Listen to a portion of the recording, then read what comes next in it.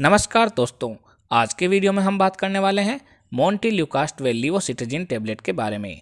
आज हम जानेंगे कि ये टैबलेट कौन सी कैटेगरी की दवा है, इसके कौन कौन से पॉपुलर ब्रांड नेम मार्केट में आते हैं, इस दवा का उपयोग कहाँ कहाँ किया जाता है, इसके क्या क्या साइड इफ़ेक्ट है, इस दवा को कितनी मात्रा में और कब लेना चाहिए और इस दवा को लेते समय क्या क्या सावधानियाँ रखनी चाहिए। तो चलिए बिना किसी देरी के शुरू करते हैं आज का वीडियो। मैं हूं आपका दोस्त फार्मासिस्ट आरपी और आप देख रहे हैं आपका अपना यूट्यूब चैनल मेडिसिन इन्फो। दोस्तों, मोंटेल्यूकास्ट व लीवोसिट्राजिन टैबलेट एक जेनेरिक दवा का नाम है जिसके अंदर मोंटेल्यूकास्ट एक ब्रोंकोडायलेटर की तरह काम करती है जो कि ल्यूकोट्राइन एंटागोनिस्ट होती है।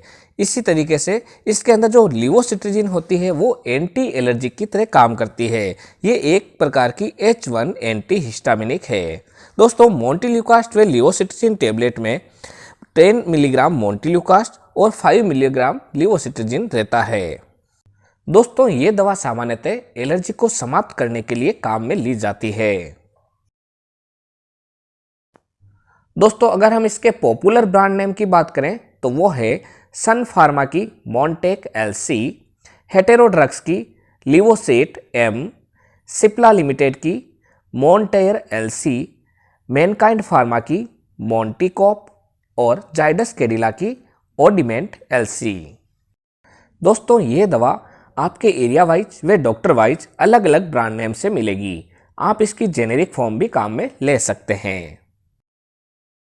दोस्तों, अब हम बात कर लेते हैं इसके प्रमुख उपयोग के बारे में। तो इसका सबसे पहला उपयोग है सीजनल एलर्जी के अंदर, यानी कि अगर कोई मौसम में चेंज होने के कारण एलर्जी उत्पन्न हो गई है जिसके अंदर नाक का बहना, आंखों में पानी आना तथा साथ में ही छींकें आना शुरू हो जाती है, तो उसको ठीक करने के लिए मोंटेल्यूकास्ट व लीवोसिट्राजिन टैबलेट बहुत ही फायदेमंद रहती है और डॉक्टर द्वारा भी ये बहुत बार प्रेस्क्राइब की जाती है।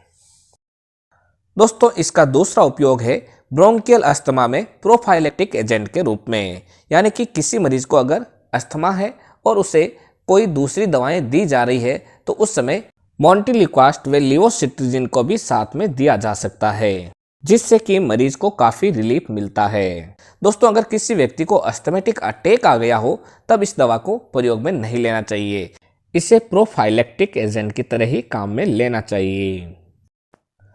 दोस्तों, इसका अगला उपयोग है अर्टिकेरिया में, जिसे हम सामान्यतः खुजली भी कहते हैं। अगर इसकी प्रॉब्लम हो गई है, चाहे वो किसी स्किन डिजीज के कारण हो या फिर किसी भी कीट पतंग के काटने के कारण हो जिससे कि पूरे शरीर में खुजली चल रही हो, तो उस समय भी डॉक्टर द्वारा इस दवा को प्रिस्क्राइब किया जाता है।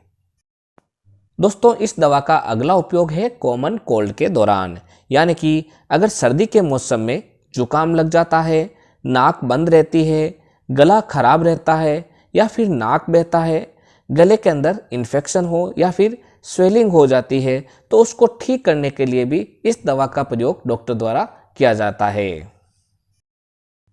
दोस्तों, इस दवा का उपयोग एस्पिरिन इंड्यूस्ड अस्थमा या फिर एक्सरसाइज इंड्यूस्ड अस्थमा में भी किया जाता है, यानी कि अगर एस्पिरिन दवा को लेते समय किसी मरीज का सांस फूलता है या फिर एक्सरसाइज करते समय अगर किसी व्यक्ति का सांस ज़्यादा फूलने लग जाता है तब भी इस दवा को डॉक्टर द्वारा लिखा जाता है।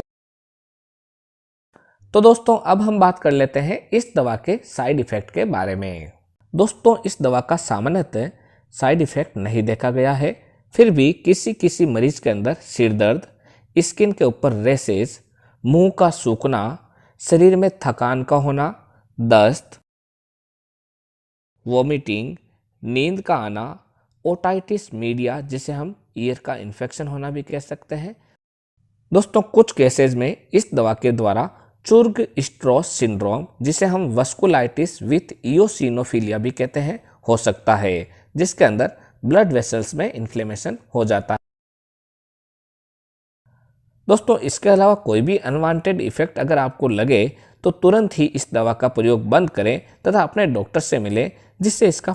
तो दोस्तों, अब हम बात कर लेते हैं इस दवा की डोज के बारे में। दोस्तों इस दवा को दिन में एक बार यानी कि रात को सोते समय दिया जाता है, जिससे इसका रिजल्ट काफ़ी अच्छा रहता है। साथ ही इस दवा को लेने से हल्का सा सेडेशन रहता है, यानी कि मरीज को नींद आती है, तो इस वजह से भी इसे रात के समय में ही प्रेफर किया जाता है। यदि किसी मरीज को ज़्यादा परेशानी हो या फिर ज़्यादा एलर्जी हो तो डॉक्टर द्वारा कई बार इसे दिन में 2 बार भी प्रेस्क्राइब किया जाता है। इस दवा को खाने के पहले या फिर खाने के बाद दोनों ही समय दिया जा सकता है। तो दोस्तों अब हम बात कर लेते हैं कि इस दवा को लेते समय क्या क्या सावधानियां रखनी चाहिए। सबसे पहले इस दवा को लेने के बाद तुरंत ड्राइव नहीं करना चाहिए या फिर हेवी मशीनरी नहीं चलानी चाहिए, क्योंकि इस दवा को लेने से ड्रोसिनेस रहती है और नींद आने की संभावना रहती है। दूसरा, इस दवा को लेने के बाद बार बार थोड़ा थोड़ा पानी पीते रहना चाहिए, जिससे कि मरीज का मुंह नहीं सूखे। दोस्तों इस दवा का प्रयोग अल्कोहल के साथ भी नहीं करना चाहिए, क्योंकि अल्कोहल के साथ इस दवा को लेने से मरीज को बहुत ही ज़्यादा नींद आती है। तो दोस्तों ये थी जानकारी मोंटेल्यूकास्ट लिवोसिट्राजिन टैबलेट के बारे में। जब भी कोई दवा लें तो अपने डॉक्टर की सलाह से ही लें। इसी तरीके के वीडियो देखने के लिए हमारे चैनल को सब्सक्राइब कर बेल आइकन अवश्य दबाएं, जिससे नई नई जानकारी आपको सही समय पर मिल सके। एक बार फिर मिलते हैं एक नए टॉपिक के साथ, तब तक के लिए धन्यवाद।